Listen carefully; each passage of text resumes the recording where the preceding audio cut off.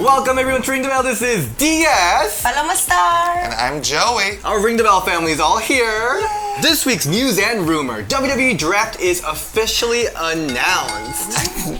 I'm excited. I'm more excited for just the wild card rule to be gone. Me too. Cannot wait. Sorry, Moxie Molly. Yes.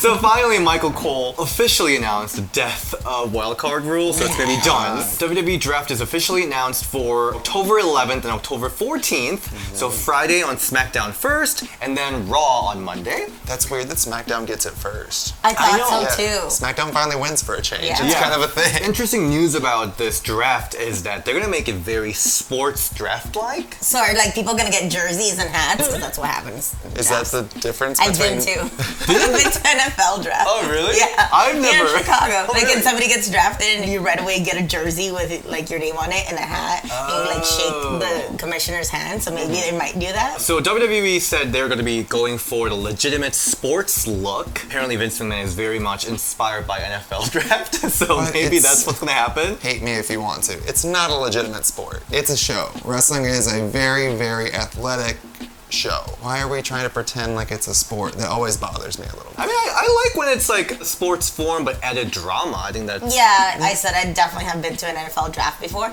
and the only exciting round is the first round, because after that you're just like, who are these people? So I would kind of liked for them, like you said, to add some drama, add some flavor, add some spice, add some sriracha. Yeah. To add that sriracha, WWE is going to invite some celebrities or personalities, I guess. SmackDown and Raw will be inviting personalities from Fox and NBCUniversal. Who does that include? That could be a lot of different people. Are they like from shows and stuff? SNL is part of NBC, right? Yeah, and they just had Colin Jost and Michael Che at WrestleMania. Exactly. So maybe you can see some SNL people coming in on Fox side. I don't know. Probably like sports broadcasters or something, especially if they wanted to see a little bit more like sporty. The Simpsons. Bring in the Simpsons. The Simpsons. Simpsons? Yeah. Maybe American Horror Story can make a little cameo with like Fiend. I need the entire cast of It's Always Sunny in Philadelphia come in. That would be amazing. So we don't know who's confirmed yet, but that's gonna be, I don't know, that could be interesting. I don't know, as long as the WWE women is not asked to escort them around. Got you. According to Mike Johnson of PW Insider, plan is, as Michael Cole announced,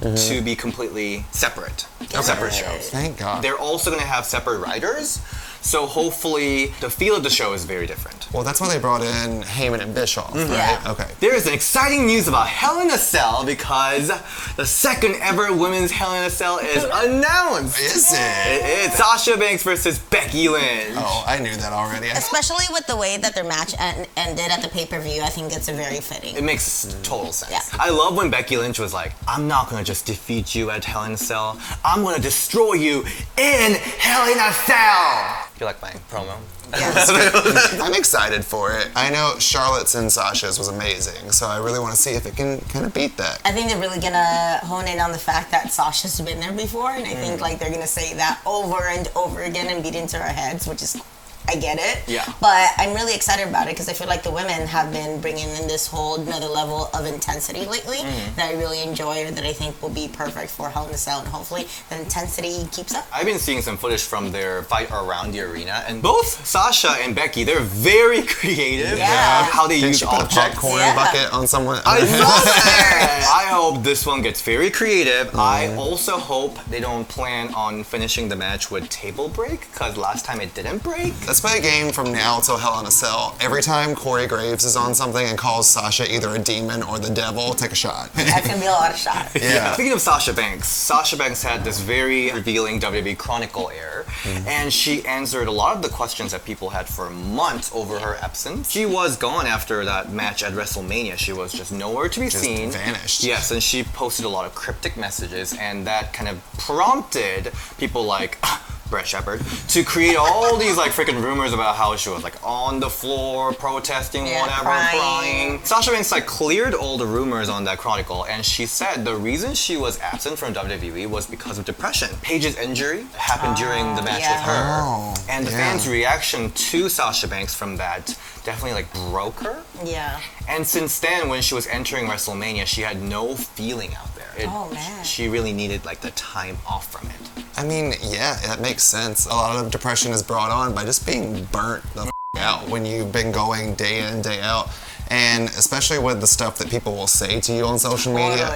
Because, like, the fans, wrestling fans, I love most of you, but some of you, brutal as you injure somebody and put them out of the ring forever, they went for the jugular. So I can kind of see that, yeah. I'm glad you brought that up too, because I feel like mental health is so important, and I'm glad it's being brought to the forefront, because I think a lot of people are like, oh my God, you're in WWE, what else do you want? Or you're living the life, but people are still human, you know, like these superstars and bigger than life people that we're so used to seeing on TV, they still have feelings and emotion. And while they're used to having a thicker skin, you know, it still bothers you sometimes. I mean, I get plenty of really hurtful and hateful comments, but try not to think about it. It still gets to you. So I can only imagine in the scale that Sasha was getting at. So I'm actually glad that WWE let her take that time off. It was a very classy way that WWE handled it. I'm glad that Sasha Banks was able to talk about it on her terms. I agree. Liv Morgan is someone that a lot of us are like looking to see, like, where is she? What happened to her? What happened to that pink hair? According to the news, Liv Morgan and Ember Moon was supposed to have a dark match before SmackDown last week, but Vince McMahon came in and canceled their dark match because WWE wanted to keep her character away from TV or any people knowing until the new character is completely revealed. That gives me hope. Maybe it's to see that it's maybe something totally cool, totally different, that they don't want to kind of almost like spoil the surprise. You know, so maybe them having that match canceled could be kind of a positive, which sounds weird because, you know, having a canceled match is never good. I'm just worried as to what it might be, because for every like really successful debut and return, there's always a flop. Totally. For sure. Very good point. And we just had Sasha Banks come back. It hit really hard. So what are we going to see out of Liv Morgan? I hope it's good, because I like Liv. I actually liked what she had going on. Like, it was cute, it was quirky, she made it her own. Everyone compared it to Harley Quinn because it was very Harley Quinn. It was playful, it was the wild child, the juvenile delinquent. The juvenile delinquent, I like that. I mean, for Liv, anything at this point will be a good change, because she didn't do anything. Like, she really didn't do anything. But from what we've seen with the dark match with Ember Moon that happened before, she's got moves. She's got good moves, and she's really building that repertoire. She's building her arsenal. So I'm really excited to see what she's gonna do. She's one of those that definitely has surprised me. When I first saw her, especially in NXT, at that, I'm like, oh my gosh, what is this? It's just another pretty face trying to be a wrestler. And I was like, oh my gosh, but she's legit surprised me. And also what she's doing on social media seems like she has business acumen too. Like she knows how to use social media to intrigue people. So I'm interested in how she's gonna rebrand herself. So exciting news on Impact. So, and a lot of people say that we don't talk about Impact enough, but it's just so much. There's so much stuff going on. I love a lot of people on Impact. I love Su Young, I love Jessica Havoc, I love her. And of course Tessa Blanchard, the star. Tessa versus Charlotte. Can we please make that happen somewhere? Yeah, it happens within the next 5 years. I hope so. We're gonna come back to this video 5 years from now and be like, remember that one time I almost said that? Anthem Sports Entertainment, which is the parent company for Impact, recently acquired majority share of AXS TV, which already airs New Japan Pro Wrestling and Women of Wrestling. Wow. They also confirmed that Impact Wrestling will be airing weekly on their television network, which is a good news. Don't do Wednesday. Don't do Wednesday. On Wednesdays, we wear NXT.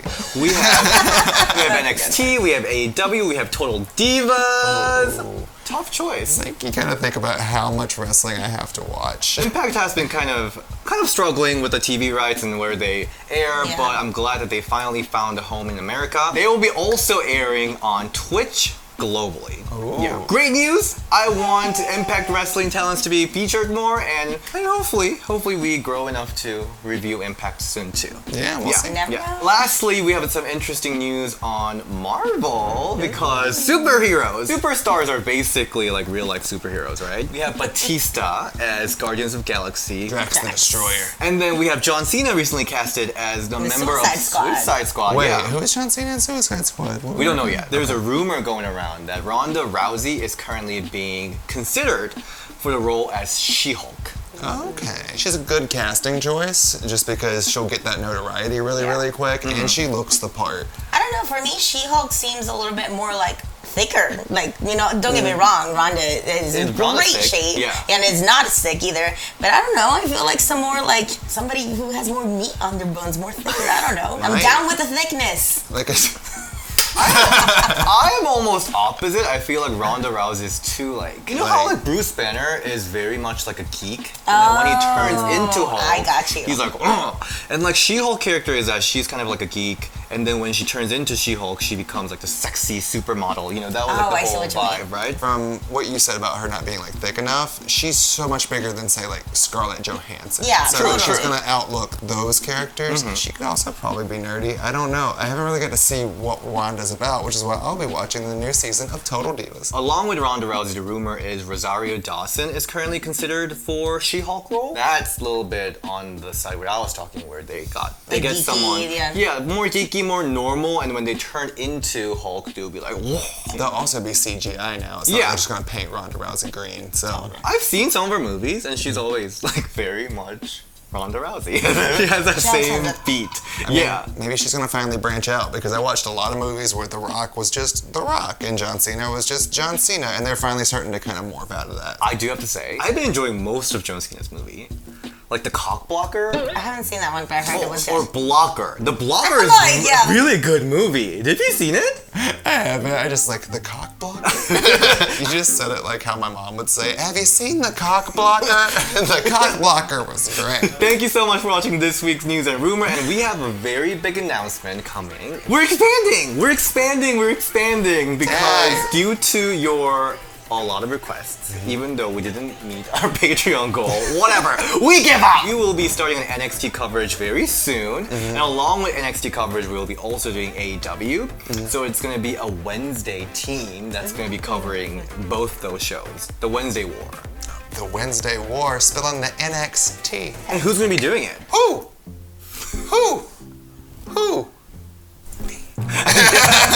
And we'll be announcing the co-host really soon, so I'm super excited for this new expansion of Ring the Belle. I'm very excited. It's going to be kind of crazy, kind of weird. People are going to be like, that Momo guy? And I'm like, yes, me.